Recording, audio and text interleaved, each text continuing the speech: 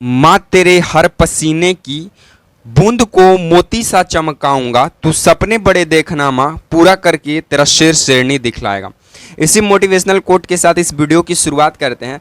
So finally आप सभी को जय हिंद। मेरे इस प्यारे यूट्यूब चैनल पर स्वागत है। जैसे में आपको लगातार पता चल रहा है कि इस चैनल से जीके जीएस का सीरीज दिया जाता है जो सभी परीक्षाओं के लिए महत्वपूर्ण है, खासकर बिहार पुलिस, बिहार दरोगा, Bihar SSC, SSC, railway exam, BPSC शिक्षक भर्ती या फिर वे तमाम परीक्षाएं जिसमें जीके जीएस का सवाल बनता, उन सभी परीक्षाओं के लिए वीडियो महत्वपूर्ण होने वाला है। क्योंकि इस चैनल से जो भी वीडियो प्रोवाइड किए जाते हैं वो सभी PYQs रहते हैं, यानी प्रीवियस ईयर पर आधारित प्रश्न रहते हैं। और जो एग्जाम में पूछा हुआ है या फिर जो प्रश्न एग्जाम में पूछने की संभावना बनती है, उन सभी सवालों का इस चैनल पर फुल डिस्कशन कराया जाता है। वीडियो अगर पसंद आता है तभी लाइक कीजिएगा, अन्यथा डिसलाइक कीजिएगा, ठीक है। तो चलिए इस वीडियो में सीधी बात, नो बकवास पे चर्चा करेंगे। और सबसे पहला सवाल आपको स्क्रीन पे नजर आ ही रहा होगा, नीचे में ये लीजिए, ऊपर कर दिए हम। सबसे पहला आपको सवाल बोलता है कि कौन विटामिन B2 का प्रमुख स्रोत है, यानी कौन सा विटामिन B2 का प्रमुख स्रोत है। अगर आपको आंसर पता है तो कमेंट बॉक्स में कमेंट कीजिए, ना तो ये वीडियो देखिए, बता देते हैं। तो विटामिन B2 का सबसे पहले ये समझिए कि विटामिन शब्द का नामांकन कौन किया। तो किस वैज्ञानिक ने विटामिन शब्द का नामांकन किया। तो विटामिन शब्द का जो सबसे पहला वैज्ञानिक नाम दिया, उस वैज्ञानिक का नाम था फंक। और कब दिया, तो 1902 में दिया, ठीक है। तो विटामिन शब्द का नामांकन करने वाला वैज्ञानिक का नाम है फंक, और ये 1902 में विटामिन शब्द देता है, ठीक है। विटामिन B2 का जो प्रमुख स्रोत है वो है अंडा। वो कौन सा अंडा है, मांस है, दूध है, मछली है, मछली। तो अंडा, दूध, मांस, मछली है विटामिन B2 का प्रमुख स्रोत। अब आपसे पूछेगा कि विटामिन B2 का रासायनिक नाम क्या है।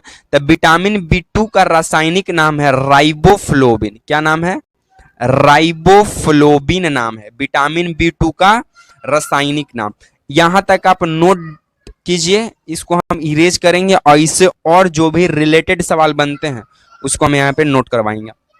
चलिए, आई होप कि आप इसे स्क्रीनशॉट ले लिए होंगे या फिर नोट कर लिए होंगे। अब देखिए, विटामिन 2 प्रकार के होता है, एक जल में घुलनशील है और एक वसा में घुलनशील है। तो जो जल में घुलनशील विटामिन है ना, वो मात्र 2 ही है, B और C, ये जल में घुलनशील है।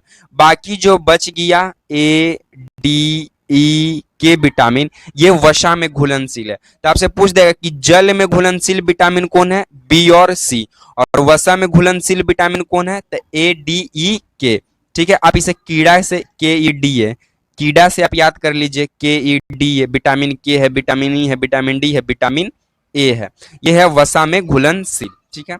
इसको भी नोट कीजिए और इससे क्या बन जाएगा रिलेटेड सवाल। विटामिन शब्द का नामांकन कौन किया, फंक 1902 में किया। विटामिन B2 का प्रमुख स्रोत है अंडा, मांस, मछली, दूध, पनीर। विटामिन B2 का रासायनिक नाम है राइबोफ्लोविन, लेकिन विटामिन A का रासायनिक नाम है रेटिनॉल, रेटिनॉल। विटामिन B1 का रासायनिक नाम है थाइमीन। विटामिन B2 का राइबोफ्लोविन, विटामिन B3 का नियासिन नाम है, नियासिन, ये रासायनिक नाम है। विटामिन B6 का रासायनिक नाम पैराडॉक्सिन है, और विटामिन B12 का रासायनिक नाम साइनाकोबालामीन है। तो आप इतना विटामिन से याद रखिए, ठीक है। विटामिन C का रासायनिक नाम एस्कॉर्बिक एसिड है, और विटामिन D का रासायनिक नाम कैल्सीफेरॉल है सर, ठीक है। तो विटामिनों से संबंधित आप इतने सवाल को याद कर सकते हैं। विटामिन A का retinol, vitamin B1 thiamine, vitamin B2 riboflavin, vitamin B3 niacin, vitamin B6 pyridoxine, vitamin B12 cyanocobalamin, vitamin C ascorbic acid, vitamin D calciferol, ठीक है। तो आप इतना सवाल यहां से नोट कीजिएगा। चलिए आगे की सवालों को हम लोग आगे बढ़े। आगे का हमारा सवाल क्या कहता है कि भारत के किसी भी राज्य का मुख्यमंत्री बनने के लिए न्यूनतम उम्र क्या होनी चाहिए। तो आपको बता दें कि ये भारत के किसी भी राज्य का मुख्यमंत्री का जो नियुक्ति है, जो नियुक्ति ये कौन करता था। सबसे पहले आपको बता दें कि किसी भी भारत के राज्य का मुख्यमंत्री की नियुक्ति राज्यपाल करता है। कौन करता है, राज्य राज्यपाल करता है। और किसी भी भारत के राज्य का मुख्यमंत्री की जो नियुक्ति है वो किस अनुच्छेद के तहत किया जाता है? तो 164 अनुच्छेद के तहत किया जाता है। और सीएम का मिनिमम कम से कम एज कितना होना चाहिए? तब 25 वर्ष होना चाहिए। और राज्यपाल बनने के लिए 35 वर्ष होना चाहिए। और राज्यपाल का किसी एक राज्य का एक ही राज्यपाल होगा, ये 153 अनुच्छेद में उल्लेख इसका मिलता है। तो ये चीज यहां से याद रख लीजिए कि ये मुख्यमंत्री की नियुक्ति राज्यपाल करता है अनुच्छेद 164 के तहत। और मुख्यमंत्री बनने का मिनिमम उम्र कम से कम 25 वर्ष होना चाहिए। और राज्यपाल किसी भी राज्य का राज्यपाल बनने का उम्र 35 वर्ष होना चाहिए। और राज्यपाल का जिक्र 153 अनुच्छेद में है। और एक राज्य का एक राज्यपाल होगा, ठीक है। तो इस बात को भी आप ध्यान रखिएगा, इसका उल्लेख अनुच्छेद 153 में देखने को मिलता है, ठीक है। तो यहां से इतना सवाल याद कर लीजिए। अब आपको यहां से और क्या बन जाएगा कि बिहार के पहले सीएम कौन थे? तो बिहार के पहला सीएम थे श्री कृष्ण सिंह। कौन थे? श्री कृष्ण सिंह। और बिहार की पहली महिला सीएम कौन थी महिला में? तो वो थी श्रीमती राबड़ी देवी। कौन थी? श्रीमती राबड़ी देवी। तो बिहार के प्रथम सीएम थे श्री कृष्ण सिंह। और बिहार की प्रथम महिला मुख्यमंत्री थी कौन? श्रीमती राबड़ी देवी, जो वाइफ है किनका? लालू प्रसाद यादव जी का, ठीक है। चलिए आगे की सवालों की ओर हम लोग आगे बढ़ जाएं। आगे का हमारा सवाल क्या कहता है कि शिव देवालय मंदिर कहाँ स्थित है? तो जो शिव देवालय मंदिर है ये आपको श्रीलंका में है। कहाँ पे है? ये श्रीलंका में स्थित है। और इसका निर्माण करने का काम किए थे राजराम प्रथम। राजराम प्रथम इसका निर्माण करवाए थे। ये श्रीलंका में है शिव देवालय मंदिर। एक पूछता है अंकोर वाट का मंदिर। तो अंकोर वाट का मंदिर कहाँ है? तो अंकोर वाट का मंदिर कंबोडिया में है। कहाँ पे है? कंबोडिया में है। और इसका निर्माण किए थे सूर्यवर्मन द्वितीय। सूर्यवर्मन द्वितीय इसका निर्माण कराने का काम किए थे। और जो अंकोर वाट का जो मंदिर है ये भगवान विष्णु को समर्पित है। किनको समर्पित है? भगवान विष्णु को समर्पित है, ठीक है। उसके बाद एक पूछता है पेरुमल मंदिर। पेरुमल मंदिर कहाँ है? तो पेरुमल मंदिर और जल गणेश्वरी मंदिर यह है तमिलनाडु में। और इसका निर्माण किए थे देवराय द्वितीय। तो इस बात को भी आप याद रखिएगा।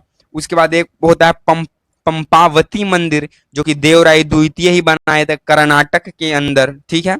उसके बाद वैष्णव मंदिर जिसका निर्माण बुक्का प्रथम किया था आंध्र प्रदेश के अंदर, ठीक है। तो इस बात को भी आप यहां से याद कर लीजिए कि शिव देवालय मंदिर श्रीलंका में है, राजराम प्रथम बनवाए। पेरुमल मंदिर तमिलनाडु में है जिसका काम किए थे कौन? देवराय द्वितीय।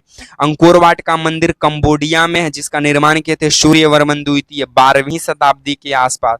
और ये भगवान विष्णु को समर्पित है, ठीक है। वैष्णव मंदिर का निर्माण किए बुक्का प्रथम जो कि आंध्र प्रदेश के अंदर है। पंपाती मंदिर का निर्माण किए देवराय द्वितीय जो कि कर्नाटक के अंदर है। तो इतना चीज यहां से याद कर लीजिए। चलिए आगे की सवालों को हम लोग देख लेते हैं। आगे का हमारा सवाल बनता है कि गुप्त वंश का संस्थापक किसे माना जाता है? तो गुप्त वंश का संस्थापक माना जाता है श्री गुप्त को। किन्हें माना जाता है? श्री गुप्त को। लेकिन वास्तविक संस्थापक माना जाता है चंद्रगुप्त प्रथम को। किसे माना जाता है? चंद्रगुप्त प्रथम को। तो गुप्त वंश का संस्थापक माना जाता है श्रीगुप्त को, लेकिन गुप्त वंश का वास्तविक संस्थापक माना जाता है चंद्रगुप्त प्रथम को, ठीक है। और गुप्त वंश में सबसे ज्यादा शक्तिशाली और पराक्रमी जो राजा बने वो थे चंद्रगुप्त द्वितीय। चंद्रगुप्त द्वितीय जिन्हें विक्रमादित्य भी कहा गया, विक्रमादित्य भी कहा गया, जिसे देवगुप्त भी कहा गया। और चंद्रगुप्त द्वितीय जो थे ये समुद्रगुप्त के बेटे हुआ करते थे। समुद्रगुप्त के बेटा का नाम था चंद्रगुप्त द्वितीय जिसे विक्रमादित्य या देवगुप्त बोला गया। और समुद्रगुप्त को भारत का नेपोलियन कहा गया, ठीक है। और समुद्रगुप्त को कविराज भी कहा जाता था। और गुप्त वंश में सबसे ज्यादा सोने का सिक्का चला सोने का सिक्का चला। और गुप्त वंश में सबसे ज्यादा कौन से धर्म को मानते थे? तो वैष्णव धर्म को मानते थे। गुप्त वंश में सबसे ज्यादा सोने का सिक्का चला, और सोने को सिक्का को दिनार कहा जाता है और चांदी के सिक्के को रूपक कहा जाता है। इस बात को भी आप ध्यान रखिएगा, ठीक है। चलिए आगे की सवालों की ओर हम लोग आगे बढ़ जाएं। आगे का हमारा सवाल क्या कहता है कि पल्लव वंश का संस्थापक कौन थे? तो पल्लव वंश का जो संस्थापक थे उनका नाम है सिंह विष्णु। क्या नाम है? सिंह विष्णु नाम है। पल्लव वंश के संस्थापक थे सिंह विष्णु, और चोल वंश के संस्थापक थे विजयालय। कौन थे?